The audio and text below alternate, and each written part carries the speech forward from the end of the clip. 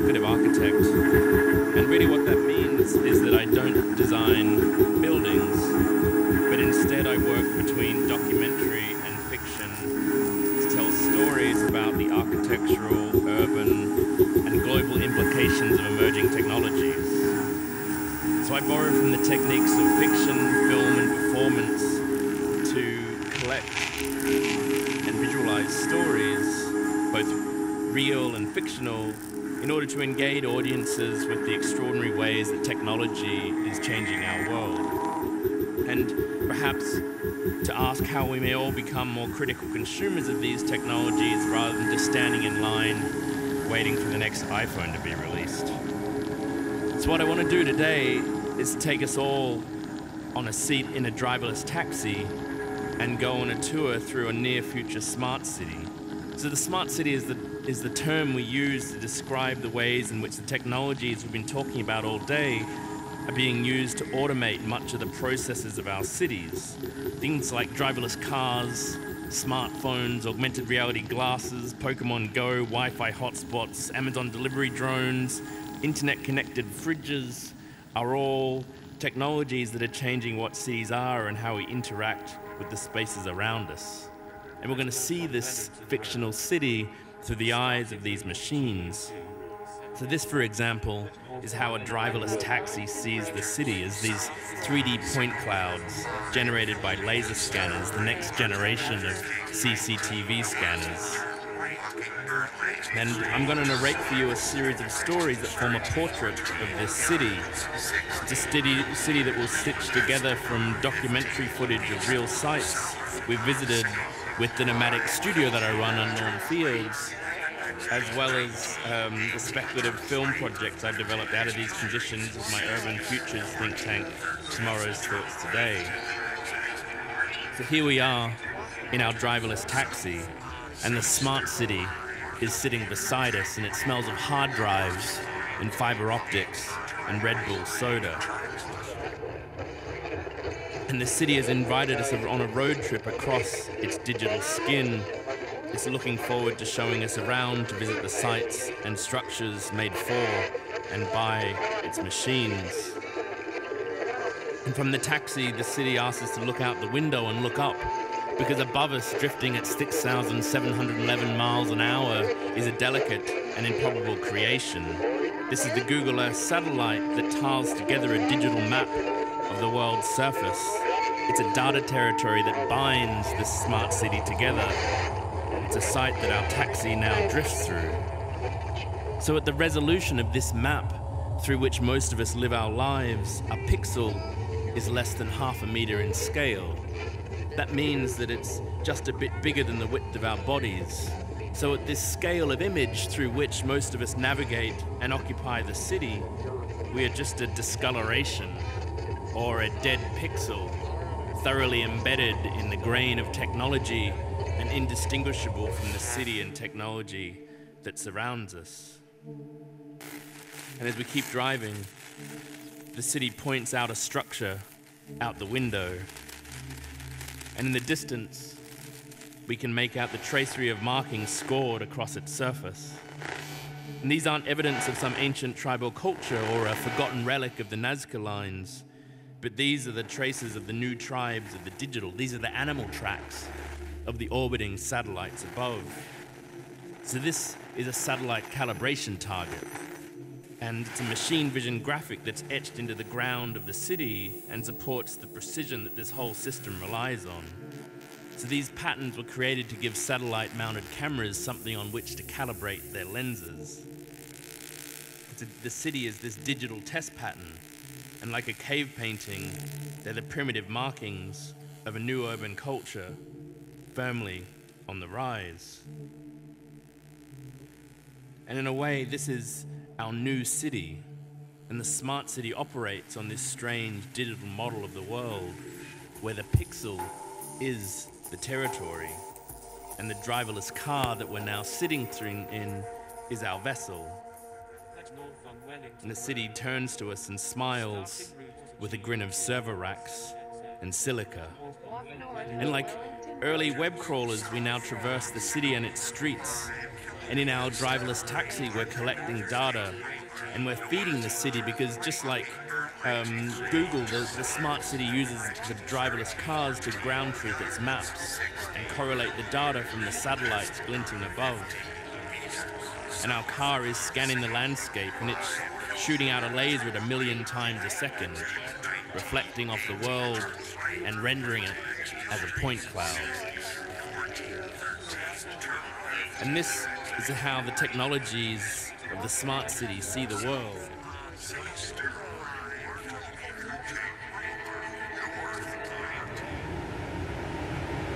And then this is the view from an autonomous drone drifting above us. So in machine vision systems, a fiducial is a recognizable marker that's placed in the environment for calibration and navigation.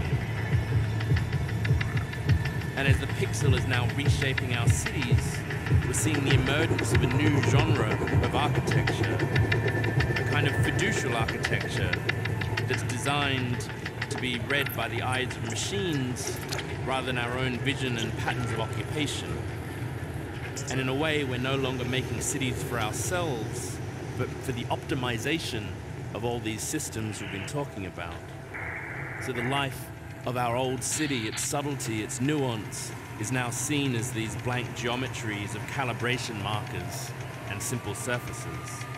It's like an animated cubist painting where every meaningful inch is calculated so as to be effectively controlled and managed. And now the city takes us on a ride through where all these technologies began to see the origins of the smart city, and we drive along the energy fields through Chile and Bolivia, past the evaporation ponds of the world's largest lithium mines. So this is the landscape that lies behind the scenes of all the batteries that power our technologies. And if the future is electric, if the future is Elon Musk and his Tesla-fueled dreams, and the future is buried here with 70% of the world's lithium beneath the salt flats of Bolivia. And as we drive on, we see from a clearing in the point cloud mist the cavernous landscapes of our ephemeral technologies. And it's in these massive mining excavations scattered on the edge of the world that our new digital reality, our new smart city begins and ends its life. And we each have a bit of the gold or aluminium from these sites in the smart technologies in our pockets, charged and quietly vibrating. And the digital models of these landscapes are now linked live to the metal prices on the stock market.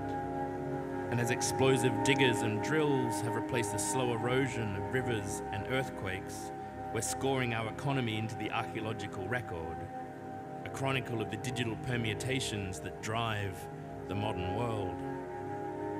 And in the landscape, we see vehicles like ours that have no drivers anymore, but are just systems. And mining trucks rumble up mountains, and tractors carve soil along GPS trails generated by the satellites above. And as we drive deeper into the dust, we see the rhythms of the human conveyor belts in Madagascar, where 70% of our precious gemstones come from. And here it's cheaper to pay 20 men in rice than it is to fuel and maintain a mechanical conveyor belt. And a hidden black market supply chain connects this choreography from the lawless mine sites all the way to the jewelry stores, hip-hop music videos, and celebrity red carpets across the ocean in the city center. So for the jewelry of this smart city, we have used the amount of rice the human conveyor belt consumes in a day to manufacture a single synthetic gemstone, where the rice is subjected to intense heat and pressure in the lab to produce a diamond for a gold hip-hop tooth that embodies the systems through which these two worlds are intimately and profoundly connected. And now our driverless taxi rolls up to the shores of the city's radioactive lake in Inner Mongolia. So this is some of the world's first footage of the toxic waste that sits beside the world's largest rare earth mineral refinery. And we take a selfie with our phones and we see our reflection in the mirrored screen because the material to polish its glass and run its software produces this very lake. And collapsed together in a single luminous surface, we see ourselves and this black, black earth. And from this black sludge, we've made a vase for the smart city. To thank it for its tour, it's a set of vases made from the amount of waste created in the production of 3 technology objects: an iPhone, a MacBook, and a Tesla electric battery. It's a Ming vase for the Hello City generation. And from all these landscapes on the edge of the world, our digital reality begins and ends its life. And now our journey through Hello City is taking us across the planet through landscapes at the scale of the pixel that affect landscapes at the scale of canyons and continents. A city like Istanbul can no longer be described as a single point on a map. Our technologies cast shadows that stretch across the earth. And we pack up all the objects and materials produced in these sites and we send them off in ships around the world. So this is the computer-controlled container fleet of the mega shipping industry that now navigates autonomously based on GPS satellites. And the ship captain and the portside crane operators have also been made obsolete. They're just passengers in the machine, their bodies being repurposed as a component in the landscape-scaled robot that stacks the containers ready for transport, bringing our goods all the way home. And in a way, these are the real machines of the production line. These are the real machines of our technologies that are orchestrated now by efficiency algorithms. These are the real robots of our new cities, where the body is matched in speed to the conveyor belt that turns in front of us. Despite all this talk of smart cities, AI, and machine learning, this, in effect, is us in the smart city, where any meaningful moment can somehow be counted and measured. And the efficient city is hungry. It feeds on our data. In many ways, it is our data.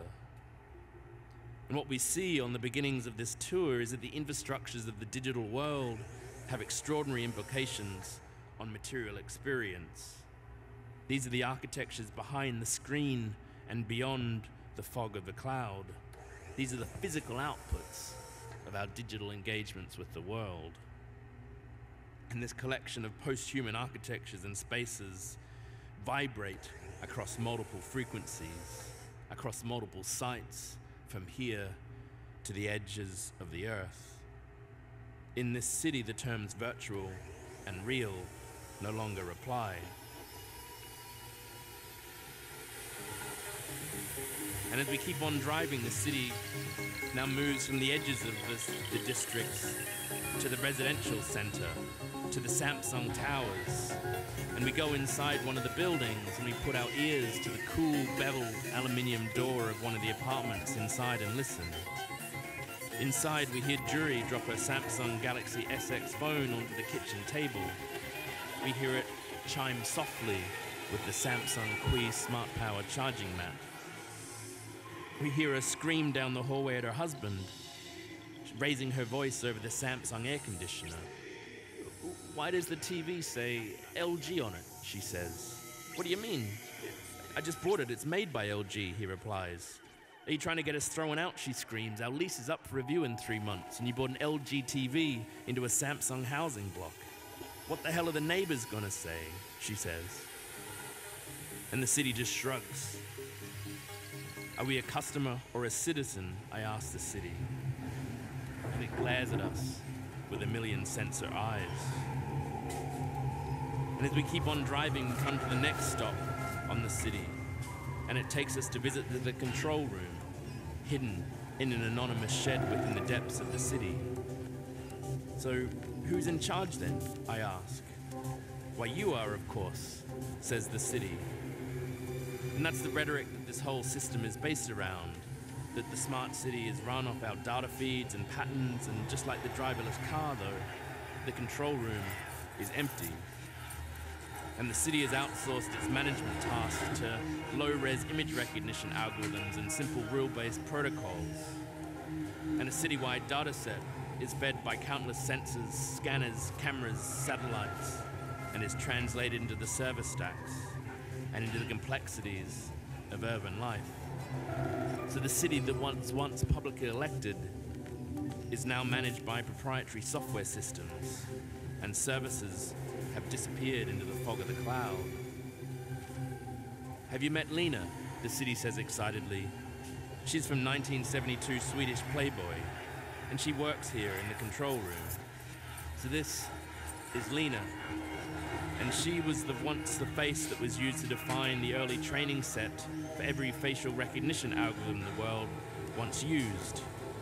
And she's the true ghost in the machine, but she's just one example of how the smart city's technologies of scanning and understanding the world is not entirely neutral, because encoded in these rules is gender bias, racial privilege, ideology, and an agenda of simplicity and efficiency, but not for all. And like Lena, other strange creatures roam these territories of the city. They bleep and they glitch. Hey guys, says a soda machine.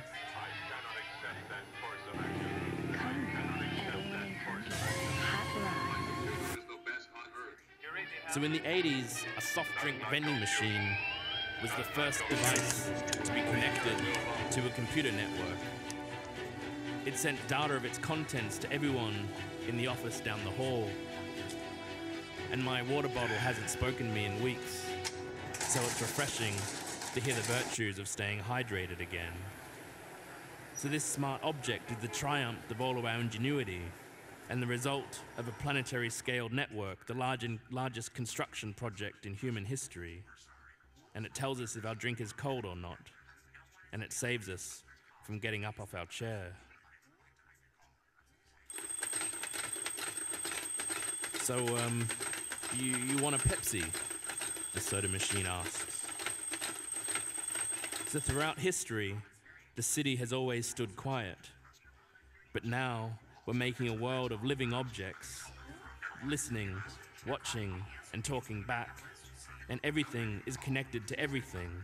And the rhetoric of the Internet of Things will make our lives better, fulfilled, and happier. And appliances hum, and the cooling fans whir, and LEDs blink and babies drift off to sleep amid white noise lullabies. Our network coverage flickers, our animated worlds glitch and buffer, and as objects increasingly acquire lives of their own, we become unwelcome visitors in the world we've created in our own mirror image. A South Korean woman got a rude awakening when she left her robot vacuum to do the cleaning while had to be rescued by the fire department. The vacuum cleaner reportedly mistook the woman for dust, locked onto her hair and tried to suck it up. The vacuum suction was far from gentle, and wrenched the woman from her slumber. The woman's hair then became entangled in the cleaning device. The woman, who has not been named. So the fire department is called after a robot vacuum cleaner attacks a sleeping owner's head. And Heinz Ketchup was forced to apologize after QR code on a ketchup bottle linked to a hardcore porn site. Daniel Corral scanned the label to read about the latest promotion, but was instead directed to German porn site Fundorado.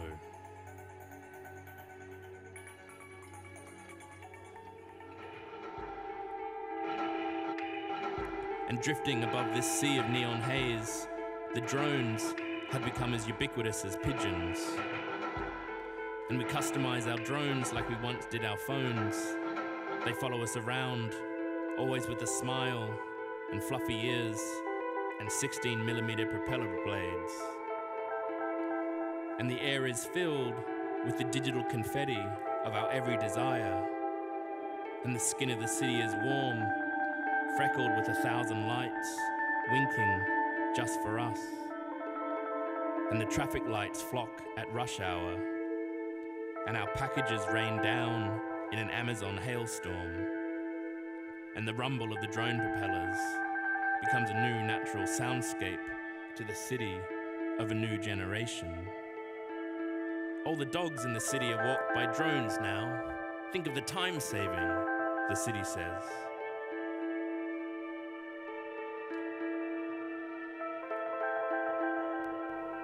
And a network of drones now monitor the wayward youth of a London council estate.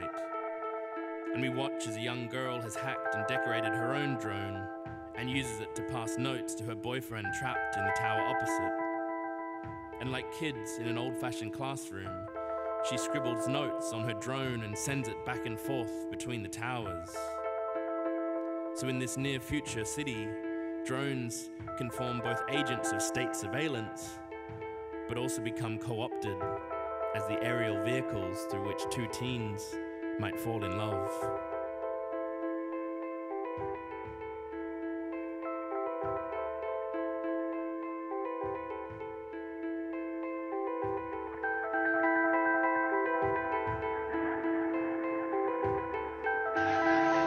And another drone, armed with a dildo, disrupts a Russian parliamentary session.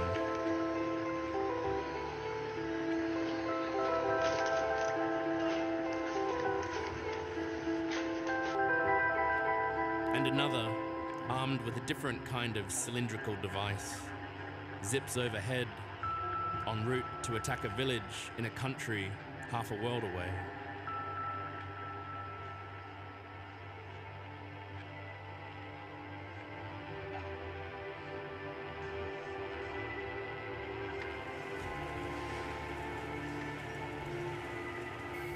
And stretching out before us now is the endless shelves and storage bins of the Amazon fulfillment center. The city tells us we should follow the Amazon Prime drone that's zipping about above us. We can follow it back to the Amazon warehouse. That's where we keep, well, everything, says the city. And now we watch as Amazon robots rush through the stacks, navigating from book to book, filling orders by following the most efficient route generated for them by their navigational programming. And the Amazon bookshelves are stacked based on a complex sorting algorithm that's engineered around sales frequencies and buying patterns. And we see that this is the library of the smart city. It's not organized around the Dewey Decimal System, but by buying habits and aggregated data sets. This is a library that isn't organized for us. It's a space organized by digital logics and inhabited by bodies repurposed as machines.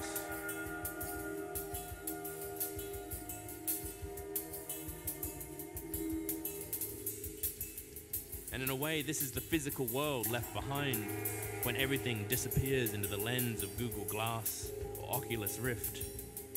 Modern film studios can be an analogy for the rest of the city.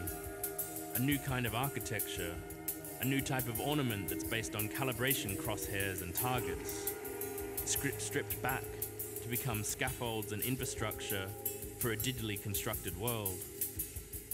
It's an architecture that is lying in wait, ready for the premiere of 1 million animated movies that will illuminate its surface with color and detail.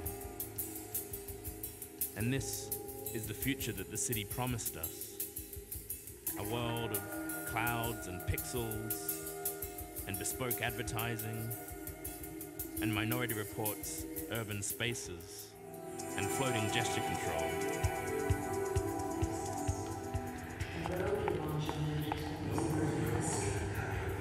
A nightfall of diamonds. Sparkle. You can move the old-fashioned way. Century 21. John Anderton! Right about now. Escape from it all into Lewis.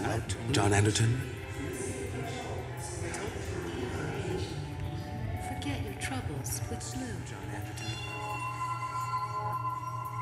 So when we turn off the bespoke billboards of Minority Report's urban spaces, the tailored ads, the navigational prompts, the Tinder profiles, and stacked status updates of our sci-fi cityscapes, we'll see a green screen world where everything has become a screen.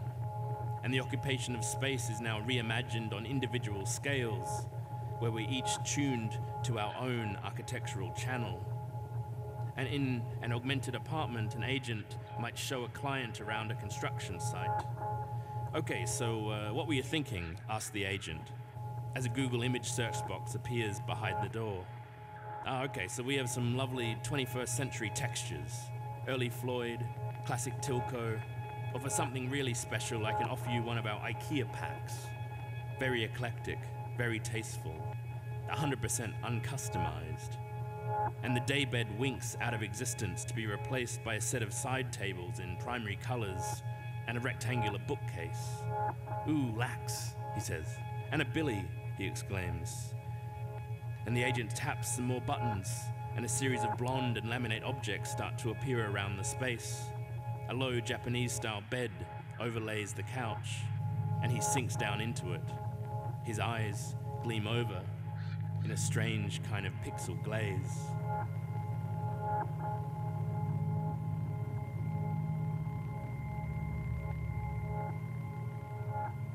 And we drive on.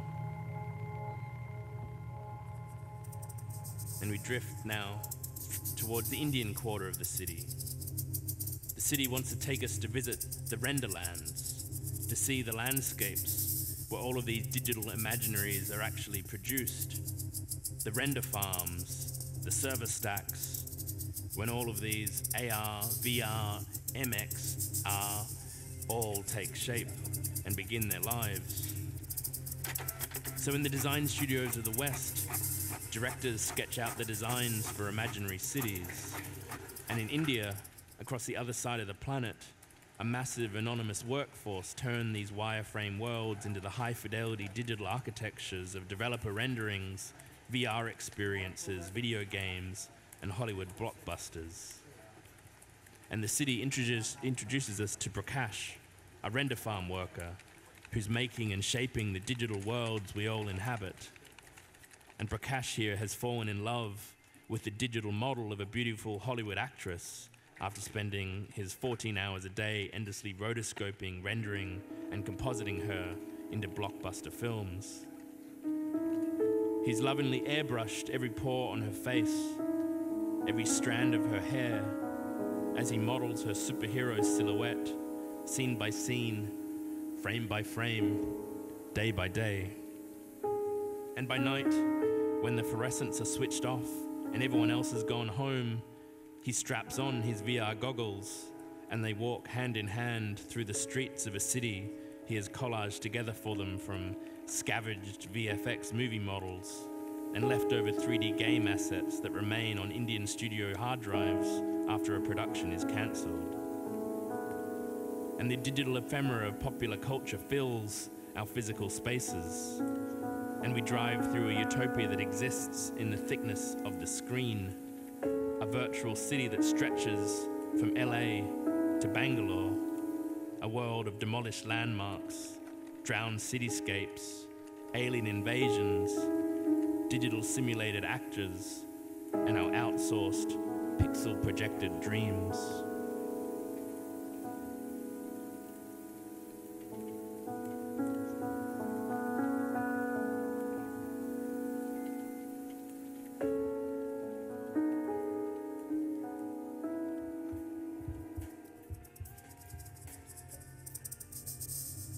We get back in our taxi and we leave Prakash behind, and a dull roar begins to fill the cabin of the car. I wind a window down, and from outside we can hear an audience screaming and going wild. We get closer, and I can make out the luminous photons on a stage in the distance.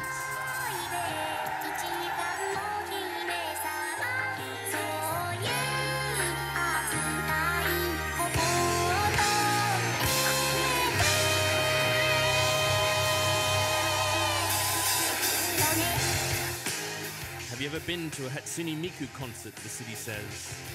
She's the pop star of our generation. She's a pop star for the smart city. So Hatsune is a 3D projection with a larger fan base than most living musicians. and the crowd waves their glow sticks for a digital ghost of the city. So Hatsune is the first animated pop star, and just like the Kardashians, or the Hiltons, or the bloggers and Instagram stars, she has no physical presence. She's just a media construction. Like us, she's an agglomeration of pixels. And in the crowd dancing to Hatsune's luminous photons are the hipsters of the city. And the smart city doesn't see them, they drift through the point clouds, evading the sensors, evaporating the glitches and distortions. And new subcultures begin to organize around and through these technologies. And the young ravers dance with explosive contortions as they invent a new choreography that distorts the silhouette and disguises the proportion of their frame so as to evade body detection algorithms that are used by the city surveillance systems. And they reimagine their fashion cycles to follow the rate of Moore's law, the latest phone model or software update, rather than a change in season. And they adorn themselves in anti-facial recognition makeup. And they develop new camouflage textiles, a new hoodie that's designed to be invisible to the scanning technologies of the smart city. And their iridescent textiles reflect the light of CCTV laser scanners. And they create exuberant glitches and distortions in the dataset. And they hack the city, searching for the wild beyond the machine. Because we've always found the eccentric, the imaginary, and new forms of agency in the spaces where the city can't see. So a Hello World program is a computer program that outputs Hello World onto a display system. It's a super simple program that all of the systems that we've been talking about today begins its life with to verify that it's operating correctly.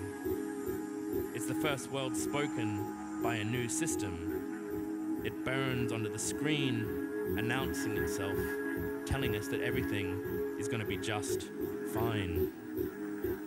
And in a way, this smart city, these technologies never gave us this warning. It's already here and the Apple Store queue is starting to move, but we aren't sure how it got here, and we're certainly not going to let it leave. It's just too seductive, too easy, and too shiny. And the services that were once public are now managed by the city, but we can still ask, who is this city for? Because the smart city is not neutral, it's not universal, but fraught with all the same contradictions as ourselves. And the future does not rush over us like water. It's something we all must actively shape and define.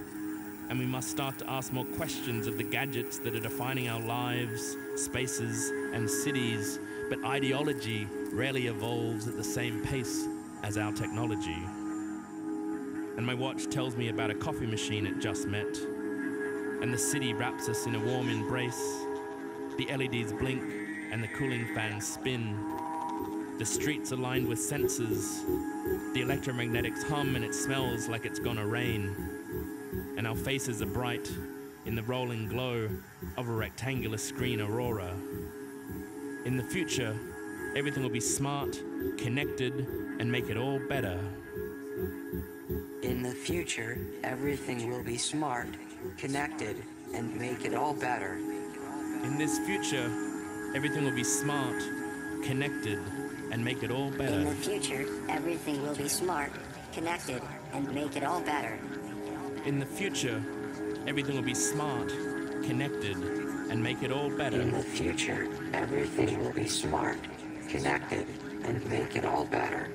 In the future, everything will be smart, connected, and make it all better. In the future, everything will be smart, connected, and make it all better. In the future, everything will be smart, connected, and make it all better. In the future, everything will be smart, connected, and make it all better. In the future, everything